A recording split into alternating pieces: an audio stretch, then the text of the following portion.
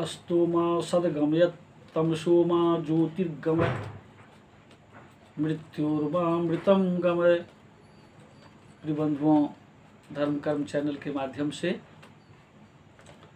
खास करके मैं पिछले एपिसोड में आँख यानी चक्षु से जो तमाम तरह की परेशानियां हैं उनके बारे में मैं एक आध एपिसोड दे रखा हूं। फिर भी कोई नवीन वस्तु अगर प्राप्त होता है जो सरलतम उपाय हो और आप उसे सरलतापूर्वक सहजतापूर्वक कर लें और उस लाभ से लाभान्वित होएं, तो इसी जिज्ञासा में रहते हैं। उसी क्रम में मुझे एक बहुत ही सरलतम उपाय दिखा जिसे आप लोगों से साझा करना चाहता हूँ। तो उसमें आया है कि भोजन करने के बाद आप जब हाथ धो लेते हैं उसके बाद में निश्चित रूप से थोड़ा सा जल लेकर के आँखों को भी पोंछें। चूँकि आपका ग्रास जब आपके मुंह में जाता है उस समय में मुंह में इस तरह के विशेष प्रकार की कुछ आपके अंगुलियों में तत्व प्राप्त होते हैं जिनसे आपके आँखों में ज्योति यानी रेटिना को एक विशेष बल मिलता है। दूसरी बात, भोजन करने समय में आपके कुछ अंगों पर भोजन करने की जो थकान है, परिश्रम का जो विशेष एक प्रभाव होता है वो आँखों पे भी पड़ता है, तो उससे भी आपको राहत मिलेगा। तो ये तो करें ही। दूसरी बात जो मुझे मिला है उनको आपके सामने में रखना चाहता हूँ, क्योंकि आप सब भी अच्छी तरह से जानते हैं कि जो शरजाति नाम के राजा थे जिनकी लड़की सुकन्या थी, उनके द्वारा वो प्रसंग आप लोगों को मैं फिर कभी अन्य प्रसंगों में कहूँगा। ऐसे सूक्ष्मतम रूप में जान लें कि शरजाति की कन्या जो सुकन्या के नाम से थी, शिकार खेलने के लिए एक बार उनके साथ वो भी जंगल में गई। तो स्वतः शरजाति अपनी सेनाओं के साथ में जंगल में शिकार आखेट में जब गए, इस काल उनकी कन्या अनेक सखियों के साथ जहाँ शिविर यानी रुकने का व्यवस्था था वहाँ रुकी थी। इस अवधि में एक बाला यानी जिसे आप 7 से 9 साल की समझ लें, उन्होंने अपनी सखियों के साथ उसी जहाँ इन लोगों का रुकने का स्थान था इर्द गिर्द में घूमने लगी। उन्हें एक ऐसा बल्मीक का ढेर जिसमें एक छिद्र और उस छिद्र से एक विशेष प्रकार की प्रकाश निकल रहा था। चूँकि अबोधावस्था के कारण उन्होंने एक लकड़ी उसी जंगल का तोड़ करके और उस छिद्र में यह कोशिश की कि ये प्रकाश आखिर कैसा और कहाँ से आ रहा है।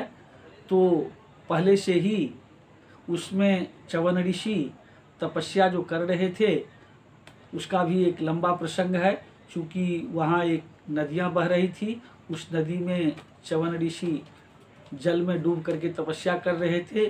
कुछ माझी जो मछली पकड़ने के उद्देश्य से जाल फेंका करते थे, उसमें फंसने के बाद जब बाहर देखे कि एक महात्मा आ गए हैं, तो उन्होंने सोचा कि क्यों नहीं कल भी मुझे व्यवधान होगा तो इन्हें जल से निकाल करके बाहर ही कहीं रख दूं। तो उसी के किनारे उन्होंने उन्हें रख दिया। माझी जब रख दिया अपने सुलभता के कारण और वो अपना काम करने लगा, वो तपस्या करते करते एक वही वाल्मीकि का ढेर जैसा बन गया था। तो वही वह प्रकाश था जो च्यवन ऋषि का आँखों के सामने एक विशेष प्रकार का तेजपुंज उस छिद्र के द्वारा दिखाई देता था। जब उस सुकन्या के द्वारा उसमें लकड़ी कोची गई तो च्यवन ऋषि का आँख फूट गया, और फूटने के कारण वह जब उसे डंडा निकाली तो देखी कि इसमें से तो खून की धाराएं और इस डंडे में भी खून लगे हुए हैं।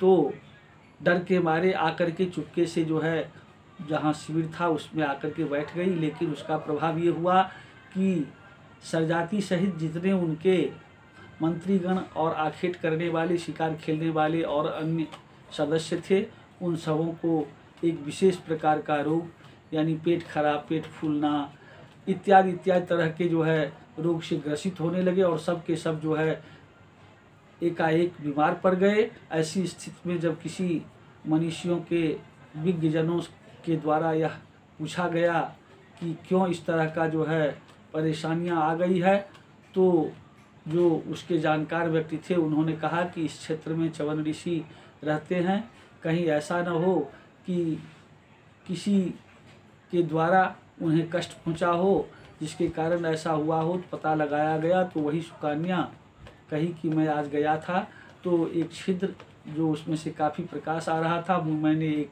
डंडा तोड़कर उसमें कोच दिया तो देखा कि खून की प्रवाह आ रही थी। पुनः ये लोग जाकर के जब उनको देखा वाल्मीकि हटा करके तो उसमें च्यवन ऋषि तपस्या कर रहे थे। ये सब क्षमा प्रार्थी हुए कि महाराज क्षमा करें, और ये जितने हमारे कार्यकर्ता गण हैं इन सबों को आप आशीर्वाद दे करके स्वस्थ करें। तो बोले कि आपकी कन्याएं मुझे आँख फोड़ दी है और मेरा आँख वह बने, यही इसका प्रायश्चित्त है, यही इसका जो है प्रायश्चित्त होना चाहिए। तो आपके जितने कार्यकर्ता हैं सबके सब स्वस्थ हो जाएंगे।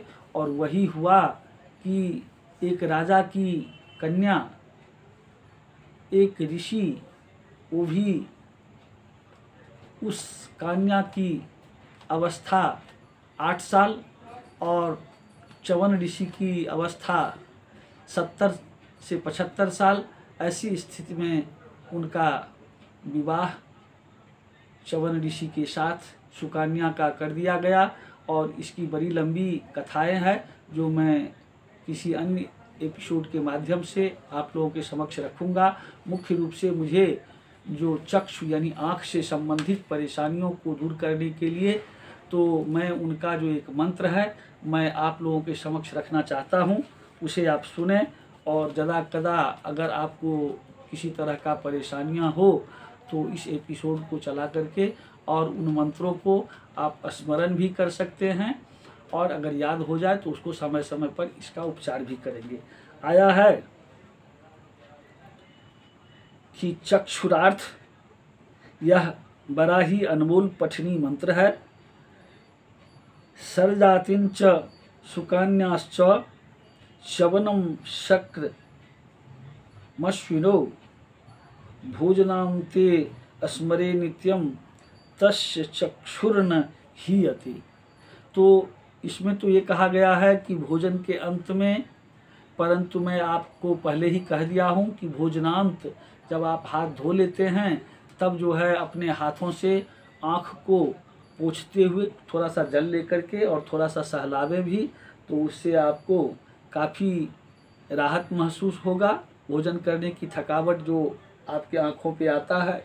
और दूसरी बात, एक विशेष प्रकार का जो मेरे मुंह में विशिष्ट तत्व है वो अंगुली के अग्रभागों से आँखों में जाने से आपका आँख से संबंधित परेशानियां दूर होगी।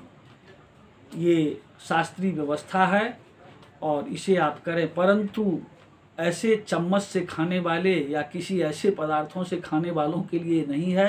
ये जिनका ग्रास यानी अंगुली मुंह में जाए उनके लिए व्यवस्थाएं है। जय जगदम्ब, जय विश्वनाथ।